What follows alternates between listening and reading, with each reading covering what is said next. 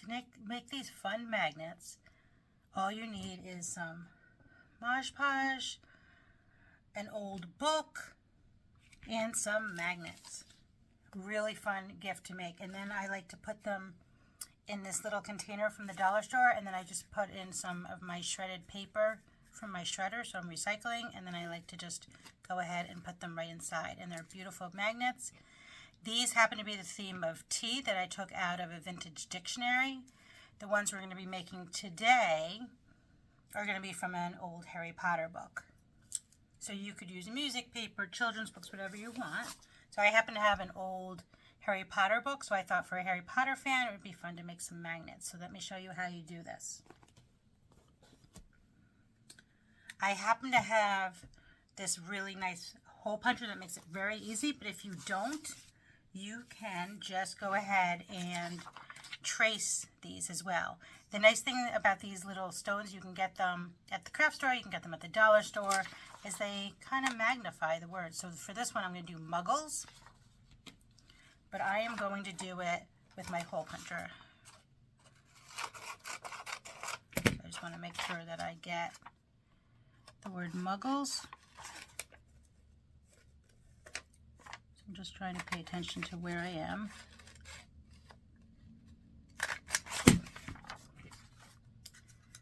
And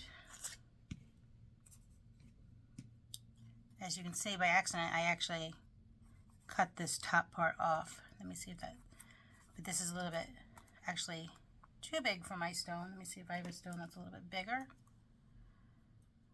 So then I can, at the end, go ahead and trim around it, but you can see the word muggles right there. So what you do is you take some Mod Podge that I have right here, and you're going to paint it on the back right here, and it dries clear. Then go ahead and make sure you have the part that you want. So I want to make sure that my word muggles is right there. Just press that for a second.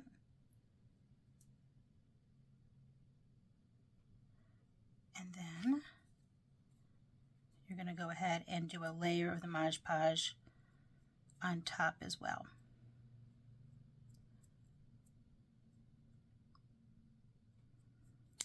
When that dries, I'll go ahead and cut the extra piece off, the extra edges right here, and then I'll actually use sandpaper to make it perfect.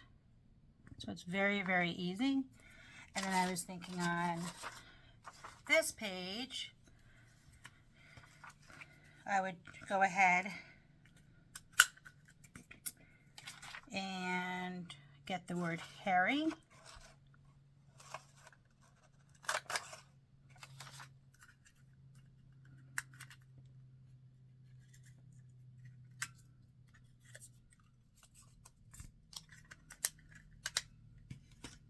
And same thing, Mod Podge on the bottom.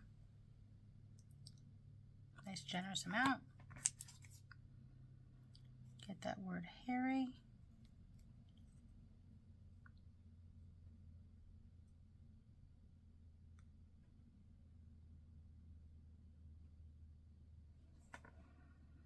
Press it for a second.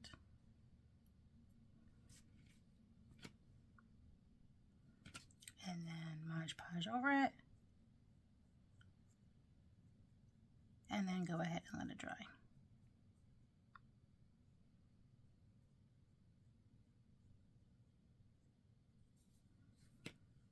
So I'm going to go ahead and make 5 of these, all Harry Potter themed. So I'll keep doing that.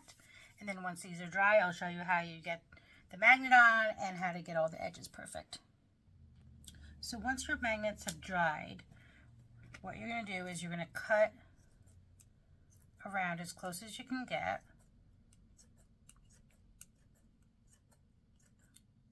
Like so. And then you're going to take a piece of sandpaper or a sanding block, and that will get that just that little extra edge off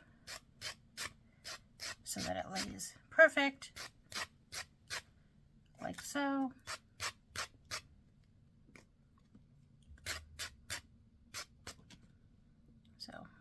do these two. I have these ones to go. And then for the final step, you're going to take these magnets. They're already circular, so it makes it a lot easier than using the others.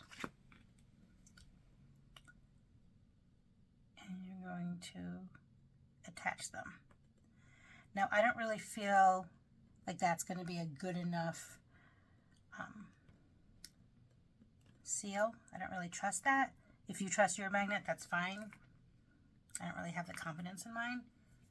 So I'm going to use the Aleene's tacky glue, because it was new.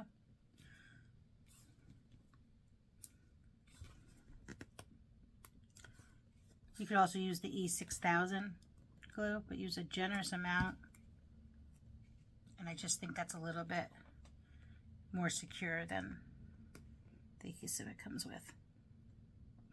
I just press that on real tight.